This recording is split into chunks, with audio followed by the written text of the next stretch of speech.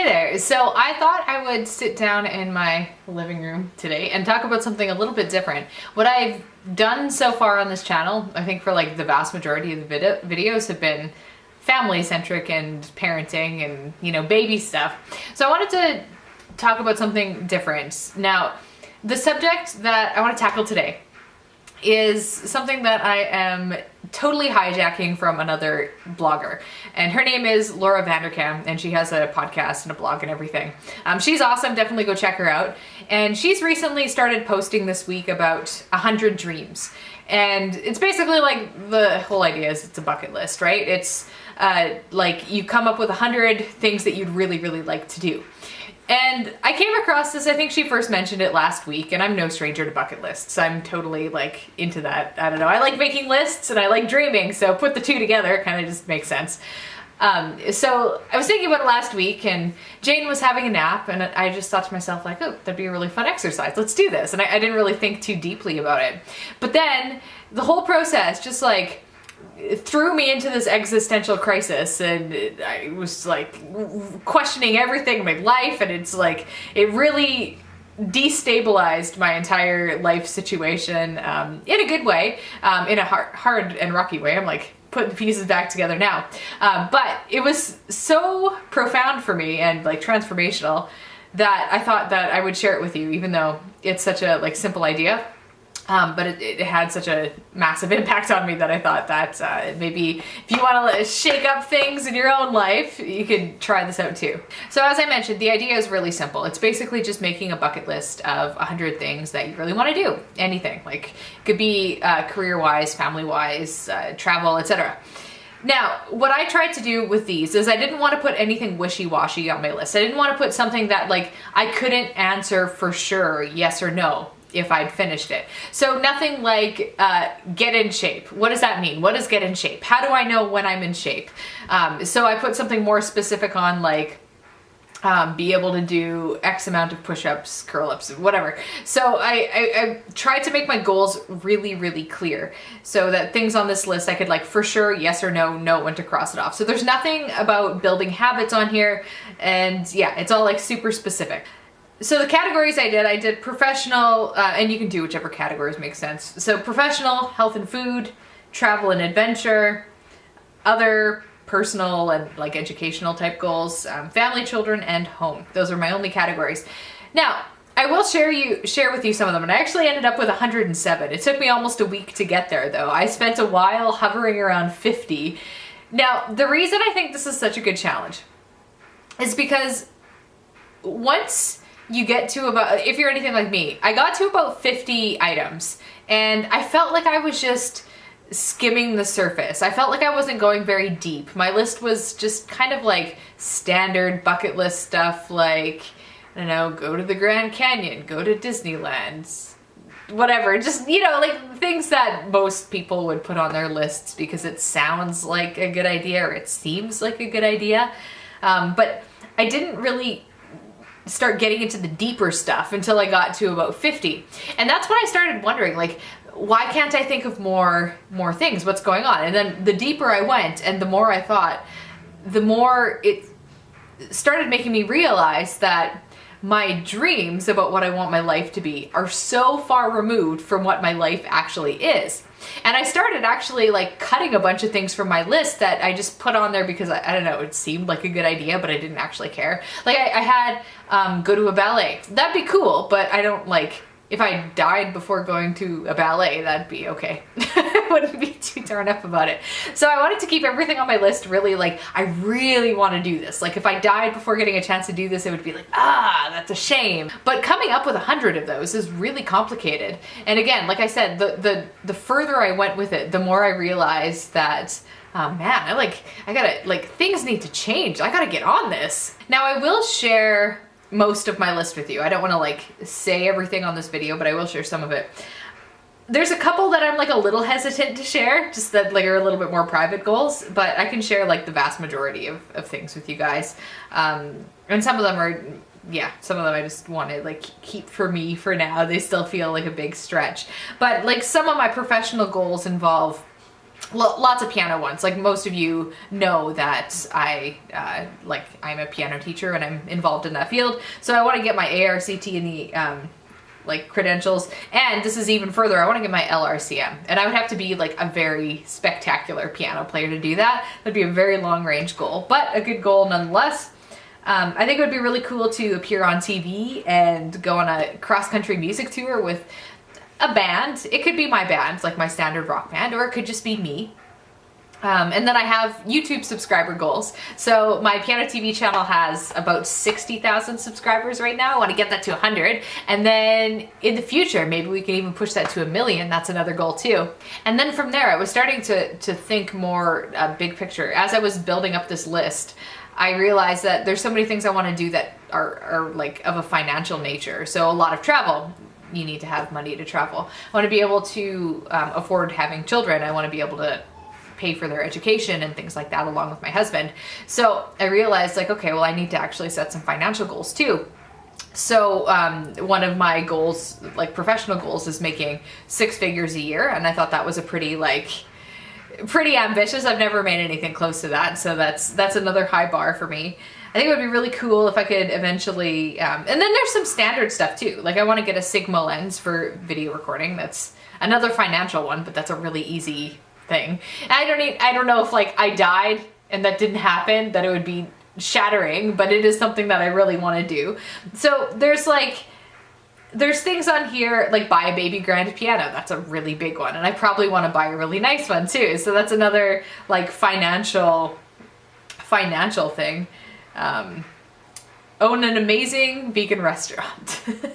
There's a reason I put that one last. And then with health and food, there's a lot of cooking related things. Some of you might know that I've gone to culinary school. I might talk about that sometime, but I want to create a cookbook, and I also want to, have you guys ever heard of that book? It's like Julie and Julia. I think there was a movie, but I read the book, and it's basically about a woman who went to culinary school in France, and she cooked through all of Julia Child's like cookbooks, and she made all the recipes and whatever. I always really liked that, and I wanted to do that with, there's a few cookbooks. So The Food Lab is a really great book, and I'd love to like cook my way through it.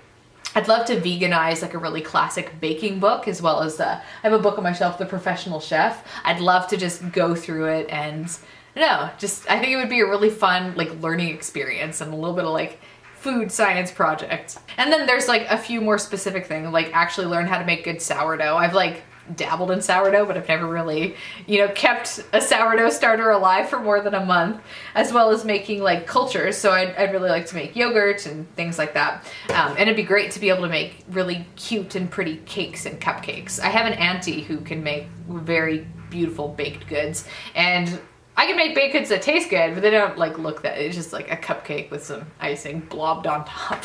Where things really started getting wild in my considerations was when I was thinking about travel and adventure. And it made me think about where I'm at now and where I want to be.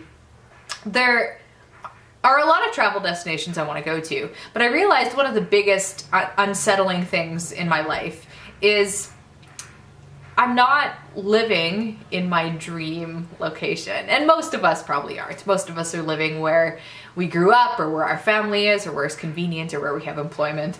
But this is 100 dreams. So if I really start dreaming about like, where would the perfect place to live be?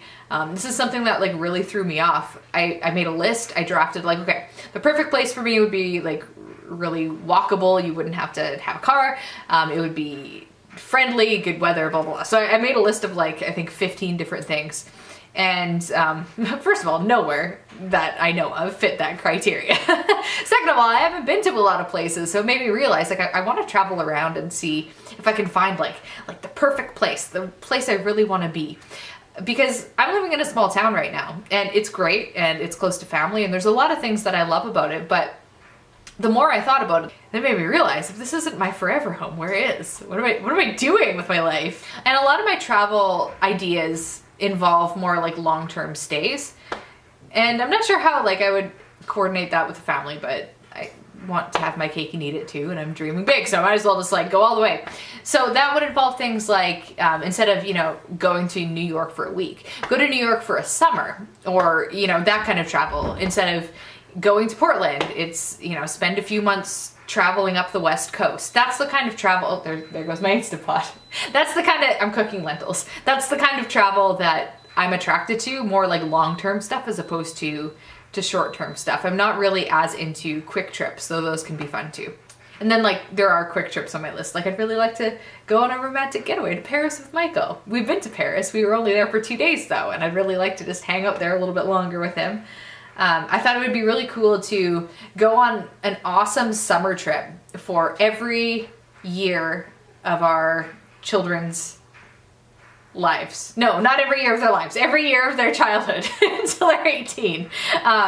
Just to like create these really memorable experiences. I thought just, yeah, like even if it's simple, like if we're on a budget one year and it's just, you know, go camping for a couple weeks or something. Like I want there to be like a specific trip every summer for our family to enjoy. Things like fly first class.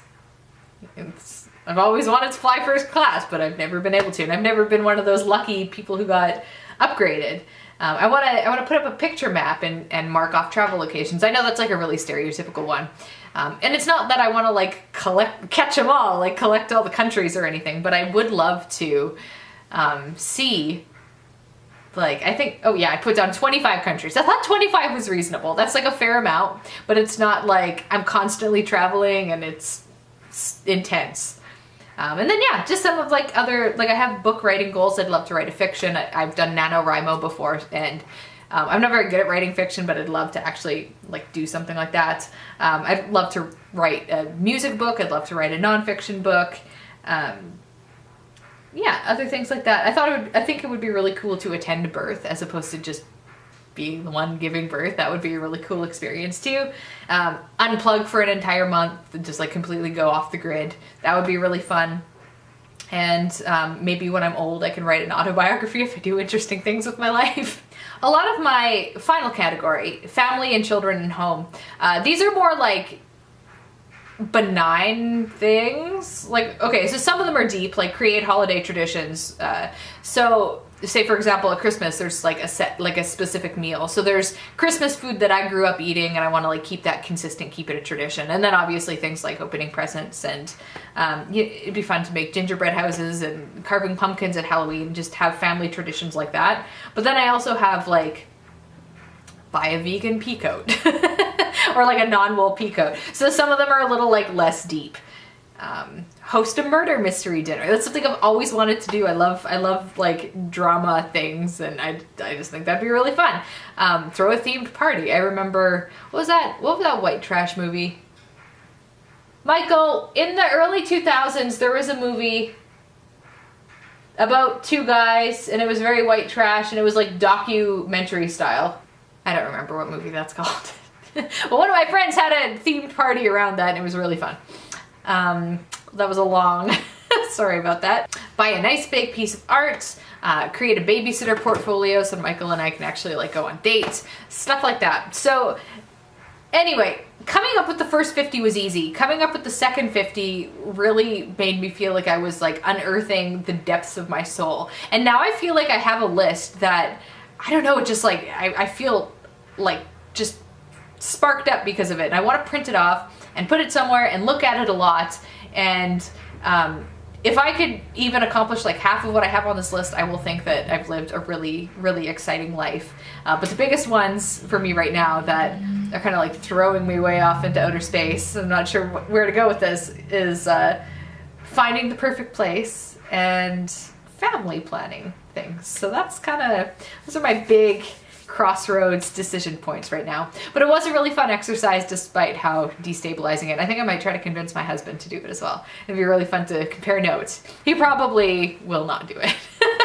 This is like my kind of thing, but he hates things like this. So, but we'll see. Maybe I can talk him into it. Anyway, that's all I wanted to share with you today. Definitely check out Laura Vanderkam's list and thought process and everything.